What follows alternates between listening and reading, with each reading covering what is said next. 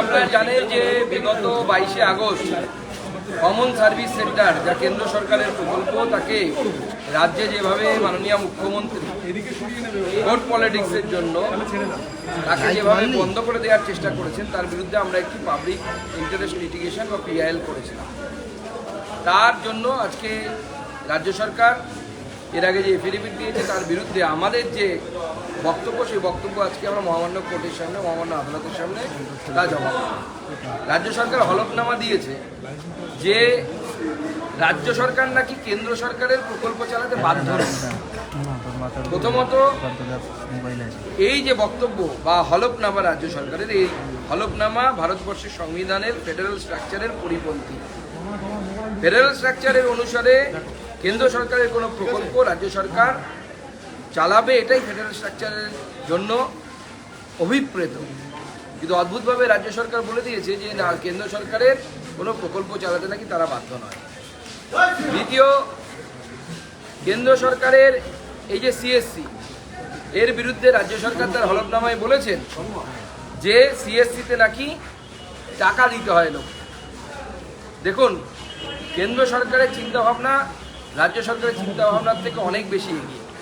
কেন্দ্র সরকার এই সিএসসির মাধ্যমে গ্রামের বেকার যুবক যুবতীদের কর্মসংস্থানের ব্যবস্থা করতে চায়, তাদের আত্মনির্ভর করতে চায়। সেই জন্য বেশ কিছু প্রকল্প আছে তাতে টাকা দিতে হয়, অনেক আছে সেখানে তাদেরকে টাকা দিতে হয় না সিএসসি। এবং কেন্দ্র সরকারের উদ্দেশ্য ছিল এর মাধ্যমে প্রায় পশ্চিমবঙ্গে 40,000-এরও বেশি সিএসসি, তার মাধ্যমে কম করে 2 জন তাদের কর্মসংস্থান হয়েছে।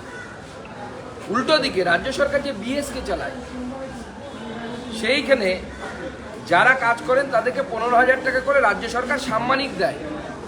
প্রশ্ন হচ্ছে, এই যে সাম্মানিক দেওয়ার টাকা, এই টাকা কার টাকা? এ তো জনগণের ট্যাক্সের টাকা, ট্যাক্স পেয়ারদের টাকা, যারা ট্যাক্স দিচ্ছে তাদের টাকা। সেই টাকা ড্রেনেজ করা হচ্ছে রাজ্য সরকারের ভোট প্রচারের জন্য, আর কিছুই না বিএসকের মাধ্যমে। বরঞ্চ কেন্দ্র সরকারের যে এই সিএসসির মডেল, তা আত্মনির্ভর ভারতের মডেল, আত্মনির্ভর করে তোলার মডেলের জন্য অত্যন্ত উপযুক্ত মডেল বলে আমাদের মনে হয়। এবং রাজ্য সরকার প্রতিহিংসাবশত এই সিএসসি বন্ধ করে দিয়েছে এবং রাজ্য সরকার তার হলফনামায় বলছে যে রাজ্য সরকার বিএসকের মাধ্যমে সমস্ত পরিষেবা দিয়েছে। কিন্তু আমাদের কাছে আজকে আমরা লিস্ট আছে, সেই লিস্ট আমরা জমা দিয়েছি কোর্টের কাছে, প্রায় 70খানা। এই আমি লিস্ট আমার কাছে আছে, আরও পরের পেজগুলোতে আছে। এরকম প্রকল্পগুলো আছে যে প্রকল্পগুলো এক্সক্লুসিভলি সিএসসির মাধ্যমে কেন্দ্র সরকারের প্রকল্প, সেই প্রকল্প সিএসসি চালাতে পারে, রাজ্য সরকার চালাতে পারে না।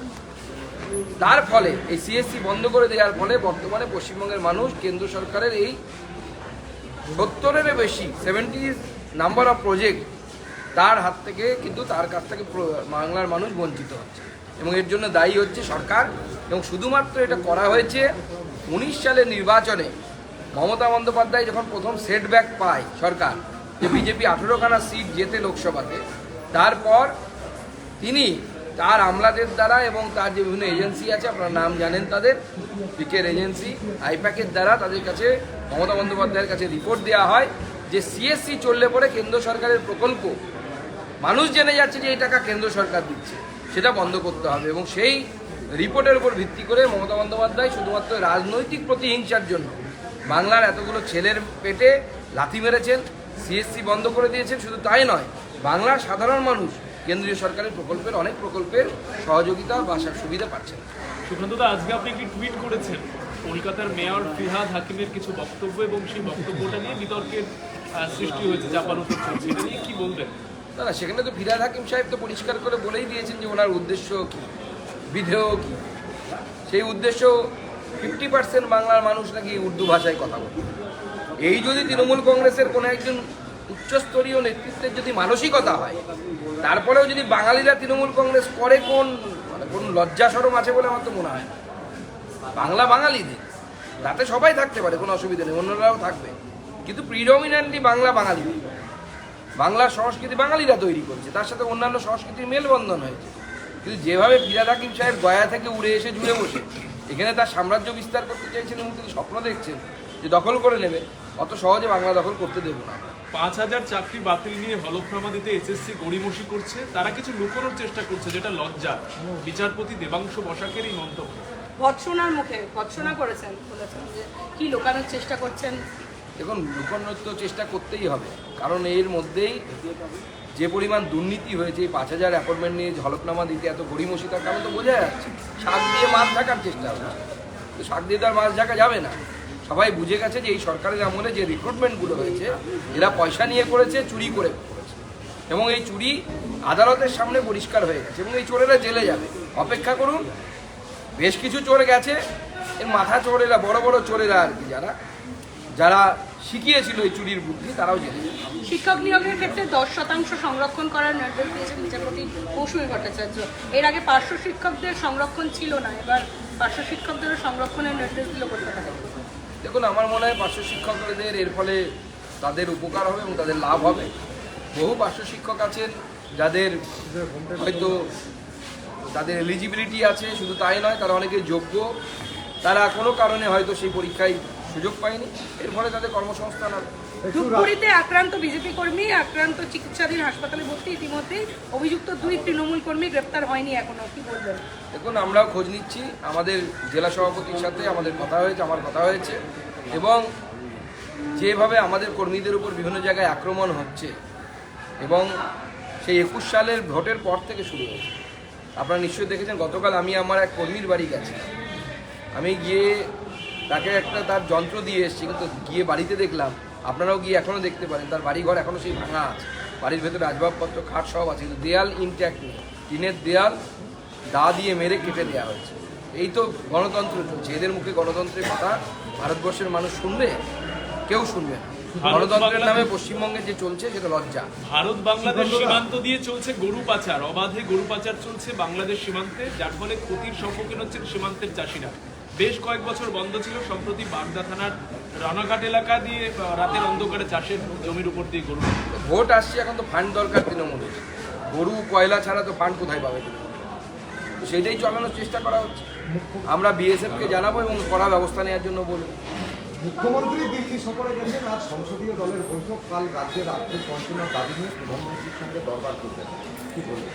এর আগেও দরবার করেছেন, যে কোনো মুখ্যমন্ত্রী সময় চাইলে প্রধানমন্ত্রী সময় দেন, ওনাকেও দেন, পিনারাই বিজয়নকেও দেন, ও অন্য দলের কংগ্রেসের মুখ্যমন্ত্রীও চাইলে দেন। তবে রাজ্যের বকেয়া নিয়ে যেন যান, হাত পা ধরতে যেন না যান। তবে এটাও ঠিক, হাত পা ধরলেও বাঁচবেন না। ইন্ডিয়া ব্লকের বৈঠক, অভিষেক বন্দ্যোপাধ্যায় কেন যাচ্ছেন সেটা আমরা বুঝতে পারছি না। উনি তো ডেপুটি চিফ মিনিস্টার হওয়ার চেষ্টা করছেন, মুখ্যমন্ত্রী হতে দিচ্ছেন না। ডেপুটি চিফ মিনিস্টার হয়ে তারপরে গেলে মানাতো, এখন তো কোনো দায়িত্ব নেই, উনি তো একজন সাংসদ। দাদা, ইন্ডিয়া ব্লকের বৈঠক আজকে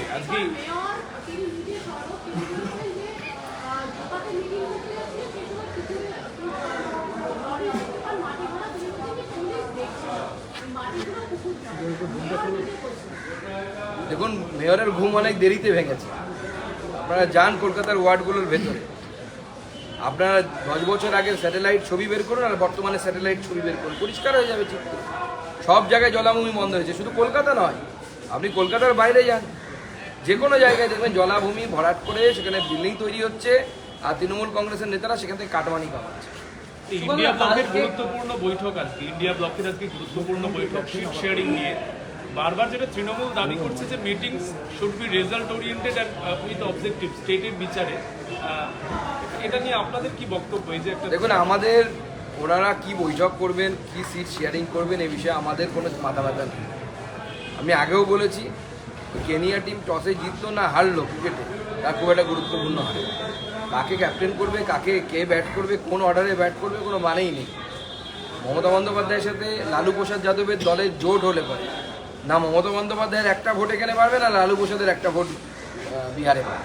না, কুণাল ঘোষ কালকে বলেছেন যে 2036 পর্যন্ত মুখ্যমন্ত্রী থাকবেন মমতা বন্দ্যোপাধ্যায়, তারপর থাকবেন অভিষেক বন্দ্যোপাধ্যায়। উনি কি করে এত কনফার্ম হচ্ছে যে 2036 পর্যন্ত মমতা ব্যানার্জি থাকবে?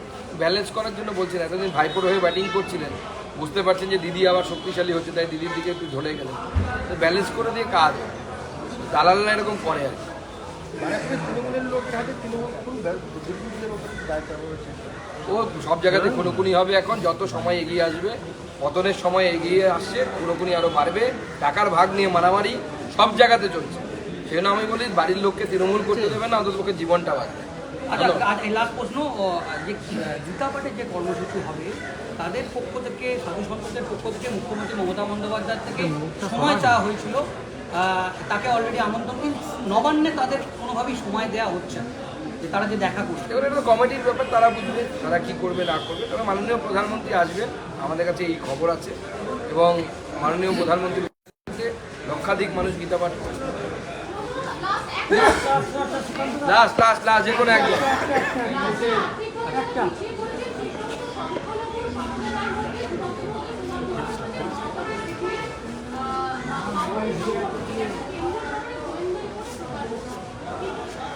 দেখুন, যে কোনো এই ধরনের নিষিদ্ধ সংগঠন যদি কর্মসংস্থানহীন যুবকদের মধ্যে, সে যে কোনো ধর্মীয় সম্প্রদায়ের হোক না কেন, যদি তাদের সংগঠন বিস্তার করে, তা সমাজের জন্য, দেশের জন্য অত্যন্ত ক্ষতিকর।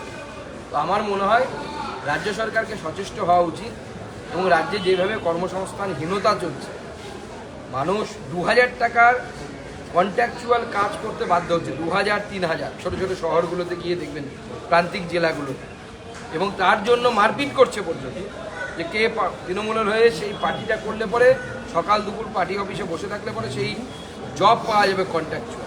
এই জায়গায় রাজ্যের পরিস্থিতি পৌঁছে গেছে। মানুষের হাতে ক্রয় ক্ষমতা নেই, ক্রয় ক্ষমতা কমে যাচ্ছে দিন, এবং মানুষ পরিযায়ী শ্রমিক হয়ে অন্য রাজ্যে যাচ্ছে। পশ্চিমবঙ্গের এর হাত থেকে মুক্তি প্রয়োজন। মুখ্যমন্ত্রী প্রতি বছর যেমন দেবী দুর্গার চোখ এঁকে পুজো উদ্বোধন করেন, আমরা দেখতে চাই মুখ্যমন্ত্রী কোনো শিল্প কারখানার কেটে উদ্বোধন করছে। পুজো উদ্বোধন কয়েক বছর না হয় প্রয়োজনে বন্ধ রাখুন, কারখানার ফিতে কাটুন। সুজয় আর আমাদের এরা তো বারবার সুযোগ পাচ্ছেন, মানে বন্দী হিসাবে বারবার সুযোগ পাচ্ছেন, সুজয় কৃষ্ণ, জ্যোতিপ্রিয়, এরা। আদালতের দেখার বিষয় সেটা, আদালত কেন করা আদেশ দিচ্ছে না যে এদের নিয়ে গিয়ে কেন্দ্রীয় সরকারি হসপিটালে ব্যবস্থা করা উচিত। কিন্তু রাজ্য সরকার তো তার SSKM-কে তো আমাদের তৃণমূল কংগ্রেসে যারা অপরাধী নেতা, চোর নেতা, তাদের অভয়ারণ্যে পরিণত করেছে, সেখানে বসে থাকছে সব।